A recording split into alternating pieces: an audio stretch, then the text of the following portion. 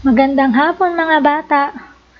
Ngayong araw na ito ay pag-aaralan natin ang ating MAPE 1, Quarter 1, Week 8.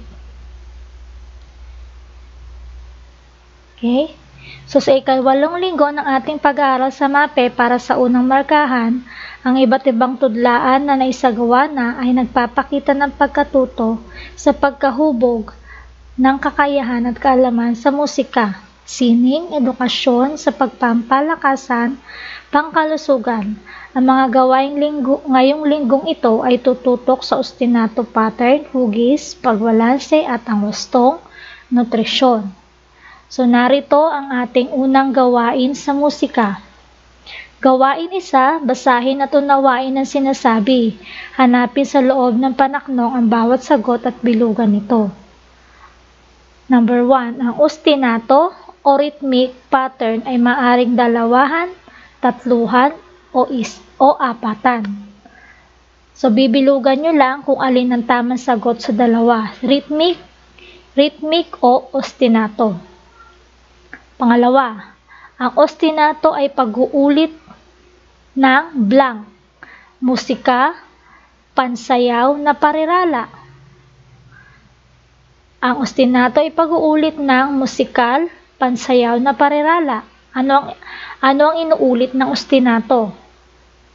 Number 3, ang sitsiritsit, alibangbak ay halimbawa ng kwento, awiting may ostinato pattern. So alin? Kwento o awitin? Ang 4, madaling makalimutan, matandaan ang tono ng awiting may ostinato pattern. Number 5, ang ostinato ay ginagamit sa paglikha ng musika o tula. Saan ba ginagamit ang ostinato? Musika o tula?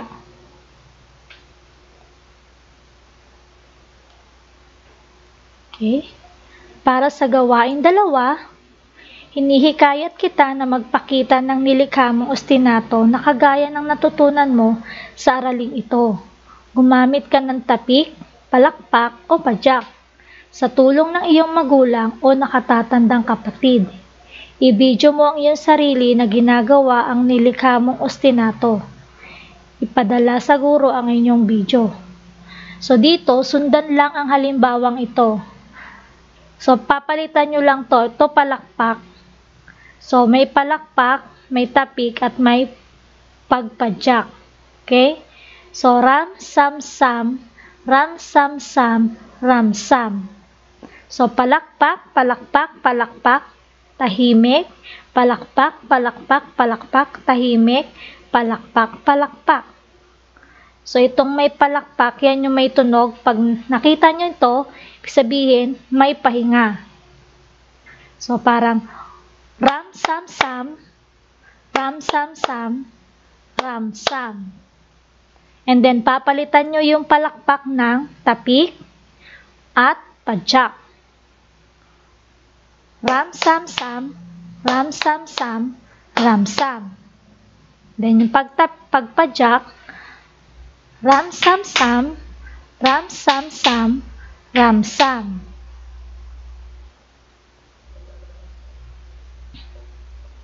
Okay.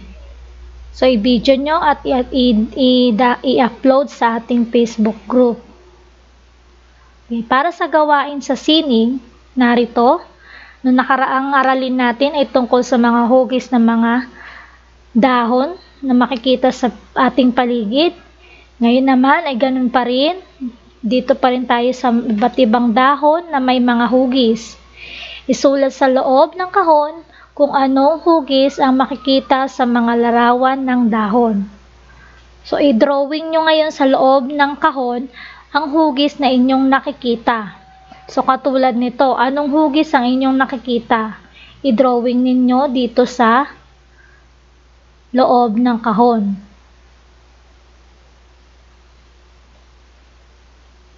Anong hugis ang nakikita dito sa pangalawa, sa pangatlo, pang-4, at pang-5?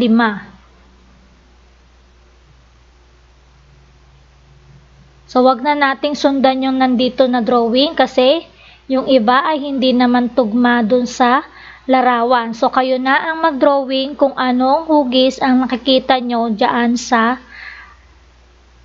mga dahon na nakatala. Iguhit at isulat sa loob ng kahon.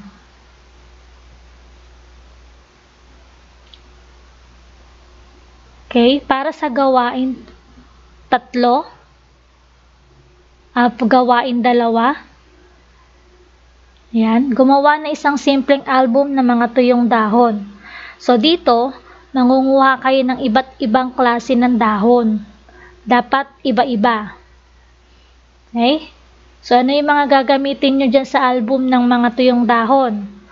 Puting papel, glue, scotch tape, gunting, lapis at mga tuyong dahon. So yung kukunin nyo, kung ito ay sariwa pa, patutuyuin muna ninyo. Okay? So paano gagawin ng album nyo? Number 1, mangalap ng mga tuyong dahon na may iba't ibang hugis. So iba't ibang klase ng dahon ang kailangan ninyo. Idikit gamit ang scotch tape or glue ang tuyong dahon sa puting papel. Yung puting papel dyan ay bond paper. Gamit ang lapis, lagyan ng pangalan ng hugis ang tapat ng tuyong dahon. Okay, number 3, kuna ng larawan ang ginawang album at isend kay teacher ang larawan. Tandaan, humingi ng tulong sa nakatatanda sa paggamit ng gunting. So, narito yung halimbawa. So, album, katulad nito, anong hugis siya? Hugis puso. Ito naman, hugis biluhaba. So, magdidikit kayo dyan at least 5 klase ng dahon na makikita ninyo, patutuyuin ninyo at ididikit, isulat ang hugis ng dahon na inyong nakuha. Patuyuin muna ito para hindi mabulok. Okay? Para sa inyong pangatlong gawain, ayan, basahin ang pangalan ng hugis sa hanay A. Ito yung hanay A. At kulayan naman ng berde ang dahon na nagpapakita ng hugis na ito sa hanay B.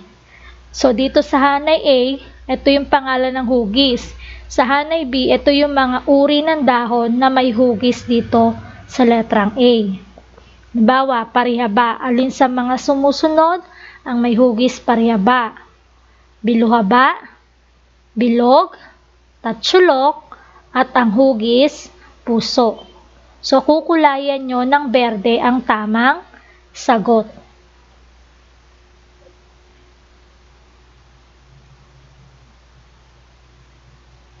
Okay, sunod na gawain. Gawain 3.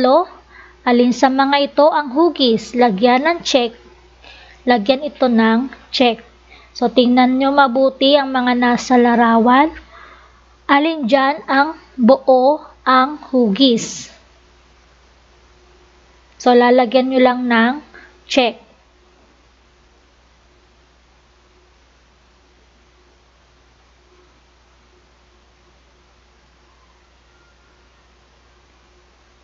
Sunod ay ang ating gawain sa edukasyon pampalakasan. Subukan ang sumusunod na mga kasanayan. Gawin ito ng may pag-iingat. So, katulad ng ginawa nyo sa nakaraan, so, ibibidyo nyo o pipicturan nyo yung mga sarili habang ginagawa ang mga kasanayang ito. Una, pangalawa, pangatlo, pang-4, at pang-5. So, lahat ng ito ay nagpapakita ng wastong balanse ng ating katawan. So, ang pagbabalanse ay yung paglalagay ng bigat natin sa ating katawan nang hindi tayo natutumba.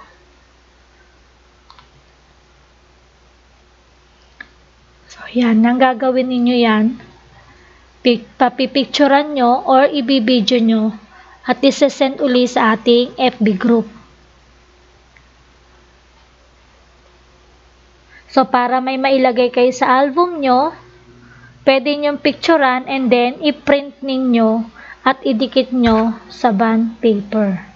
So, yun yung magiging performance task ninyo. Okay? Gawain 2, sagutin ng tama o mali, isulat sa patlang ang sagot. So, isusulat nyo lang sa patlang kung tama o mali ang sinasaad ng mga pangungusap. Unang bilang, balanse ang kailangang kakayahan upang mas madaling makapaglipat ng bigat ang katawan. Tama o mali? Pangalawa, nagagamit natin ang ating braso at mga paa sa mga kasanayan sa pagbabalanse. Tama ba yan o mali? Nakatutulong sa paglipat ng bigat ng ating katawan upang maisagawa natin ng wasto ang pagbabalanse. Tama o mali? Kung ang isang tao ay marunong magbalanse, siya ay natutumba. Panglima, nagagamit natin sa pagsayaw ang wastong pagbabalanse at paglipat ng bigat ng katawan. Tama o mali?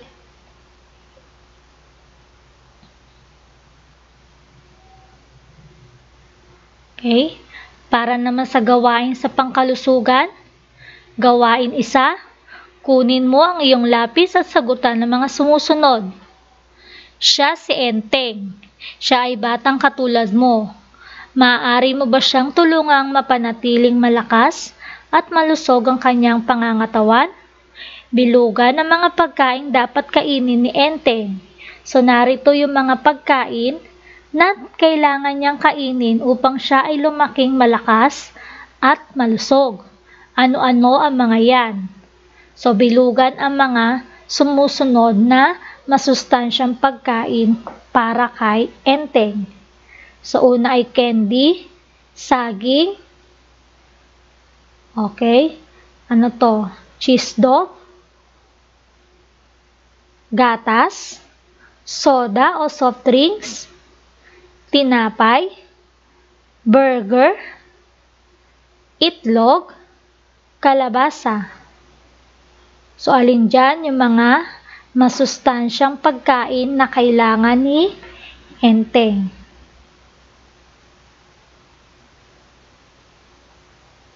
Bilugan ng mga sagot. Okay? At yan ang ating aralin para sa ating MAPE Quarter 1, Week 8. So, sa panghuli ay ating pagninilayan. So, ano yung mga natutunan nyo mula sa musika, mula sa sining, sa pampalakasan, at sa ating pangkalusugan?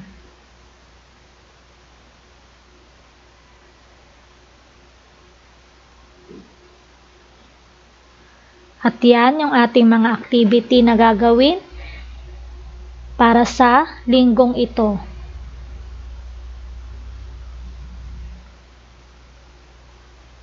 Okay?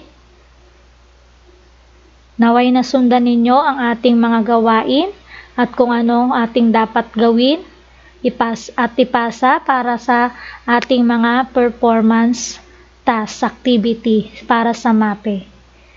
So, tapusin na ninyo ang inyong mga module. At hanggang sa muli, paalam sa inyo mga bata!